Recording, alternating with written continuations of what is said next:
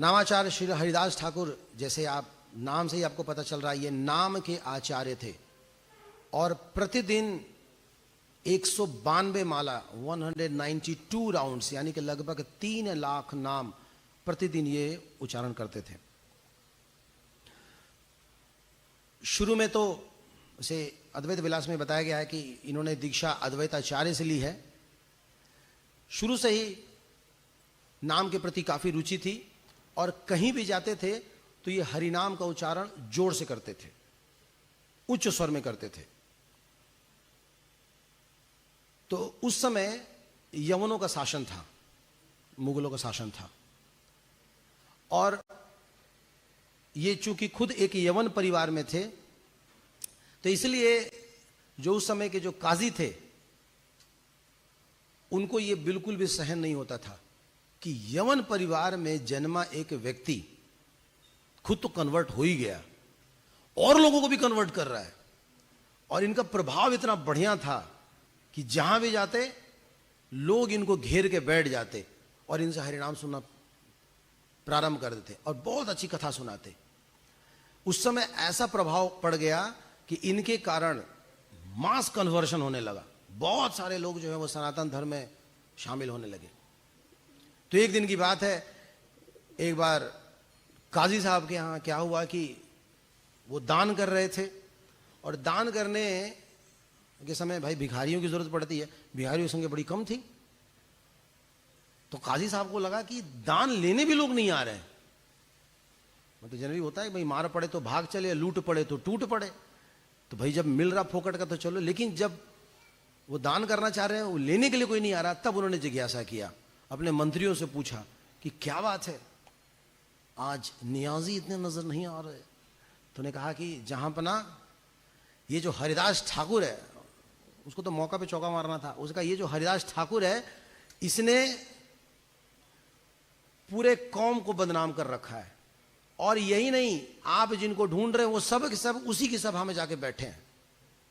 तो यही कारण था कि नवाब ने उस समय उसको बुलाया, हरिदास ठाकुर जी को बुलाया और बुला करके उनसे पूछा। उनको यह लगा कि ये तो बस दिखावा कर रहा है, लेकिन नामाचार्य हरिदास ठाकुर तो आप जानते ही हैं, उनकी नाम में बड़ी रुचि थी। तो उन्होंने कहा कि नहीं, ये जो भगवान का नाम है ये सिर्फ सनातन धर्म तक ही रेस्ट्रिक्टेड नहीं है, इस युग में तो हर धर्म में भगवान के नामों के उच्चारण करने का प्रावधान है। ऐसा नहीं है कि जो इस्लामिक व्यक्ति हैं वो भगवान का नाम नहीं ले सकते, नहीं, वो भी ले रहे हैं and that is also perfectly fine. Christianity में भी ले रहे हैं, सिखिज्म में भी ले रहे हैं, क्या प्रॉब्लम है, कोई भी ले सकता है नाम। उसी तरह सनातन धर्म में भी नाम ले रहे हैं, भगवान के अलग अलग नाम है। लेकिन काजी को यह बर्दाश्त नहीं हुआ, उसको लगा कि ये ऐसे ही ड्रामा कर रहा है और उसने क्या आदेश दिया कि अगर ये सच्चा भक्त होगा तो इसका हरिनाम लेने का जो संकल्प है वो टूट जाएगा, जब कोड़ा बजेगा ना पक्का टूटेगा। तो आदेश दिया कि 22 बाजारों में इसको कोड़े से पिटो, तब तक जब तक इसके मुंह से हरिनाम बंद ना हो जाए। और फिर क्या था, हालांकि जितने भी उनके कौम के लोग थे जो सनातन धर्मी थे उन सब ने मना किया कि नहीं, ये बहुत ही पहुंचे हुए फकीर हैं, बहुत पहुंचे हुए संत हैं, आप इनकी परीक्षा मत लो, हम सब जानते हैं, टेस्टेड हैं, वेरीफाइड हैं।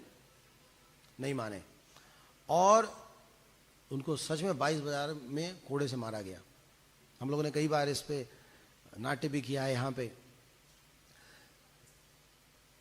तो हरिदास ठाकुर जी को वो जितना मार रहे थे उतना इनका हरिनाम बढ़ता जा रहा था और लास्ट में स्थिति ऐसी आ गई कि जो मार रहा था उसके हाथ में छाले पड़ गए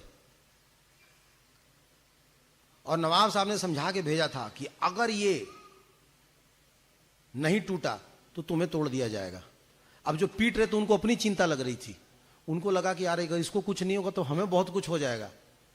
तो लास्ट में मौका देख के उसको हाथ जोड़ा, भाई कुछ करो, मतलब मरो ना, कम से कम अपने नहीं तो हमारे परिवार की तो सोचो, तुम्हें कुछ होता क्यों नहीं है, क्या खा के आए हो। उन्होंने कहा हरिनाम लो, कृष्ण नाम लो। लेकिन बाद में हरिदास ठाकुर को यह लगा कि ये बेचारे, इनकी क्या गलती है, ये तो अबोध है, इनको ज्ञान नहीं है। तो उनको दर्शाने के लिए लौकिक रूप से उन्होंने अपने श्वास क्रिया का कुछ ऐसा प्रस्तुति किया कि इनको लगा कि इन्होंने प्राण छोड़ दिए, और ये तो खुश हो गए, हमने मार दिया जी, हरिदास ठाकुर को मार दिया जी, मार दिया, खुश हो गए। चलो चलो खुशखबरी देते हैं। और उसके बाद ये हुआ कि बस अब ये खत्म हो गया, मर गया, अब इसको दफना दो। और दफनाने की तैयारी हुई, और जैसे ही दफनाने जा रहे थे तभी उनके लीडर्स आके कहते कि बिल्कुल नहीं, अगर इसको दफना दिया फिर तो उसको जन्नत नसीब होगा, बिल्कुल नहीं, इसको उठा के गंगा जी में फेंक दो। तो फिर क्या किया उन लोगों ने, उठा के सीधा गंगा जी में फेंक दिया। और गंगा जी में फेंकने के बाद हरिदास ठाकुर जी जो है बढ़िया स्नान किए गंगा जी में, और तैरते तैरते फिर आगे गए, और आगे जाके फिर खड़े हो गए, और फिर से उन्होंने स्टार्ट कर दिया, हरे कृष्णा कृष्णा कृष्णा हरे हरे, हरे राम राम राम। नवाब के मंत्री, कोड़ा मारने वाला, कोड़ा देखने वाला, सब के सब आकर के लेट गए हरिदास ठाकुर के चरणों में, और मान गए कि भैया तुम सच में धन्य हो। हमारे को एक फुंसी हो जाए ना, यहां पे हल्का से चोट लग जाए ना, माला बंद, फीवर हुआ नहीं है, होने वाला हो ना, चैंटिंग बंद, बैकलॉग लग जाता है। एक बार ना हरिदास ठाकुर को याद करना चाहिए, है ना। 22 बाजार में कोड़े खाए थे, हमें तो कोई कोड़ा भी नहीं मार रहा है, हम अपने ही कलेशों के कारण इतने जल्दी विचलित हो जाते हैं कि सबसे पहले हमारे डिस्टरबेंस की पहचान हमारी ये चैंटिंग। कुछ भी होगा सबसे पहले हम माला छोड़ देते हैं, और उसके बाद मॉर्निंग प्रोग्राम। जहां कुछ हुआ, दुनिया हल्का सा इधर कहीं भूकंप आया, मॉर्निंग प्रोग्राम में नहीं जाएंगे। तो क्या स्थिति है। हमारे मंदिर में कुछ ऐसे लोग भी हैं जिनको 102 डिग्री फीवर था, फिर भी वो आते हैं और एक आदर्श उदाहरण करते हैं। और हमारे पड़ोसी को भी फीवर आया, फिर भी नहीं जाते, कहीं हमारे वजह से फैल ना जाए। तो जो पक्के सॉरी बाबू जी,